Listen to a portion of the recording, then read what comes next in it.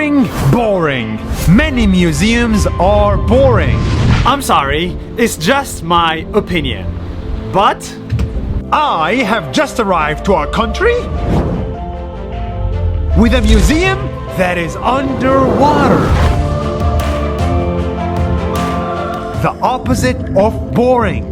This rare underwater museum is made up of 13 pieces of art that you can only see if you take a boat and get in the water.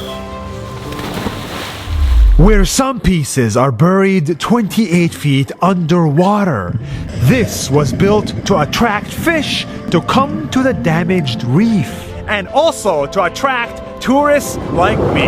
Now, this genius museum has more visitors than your average museum because it's so amazing.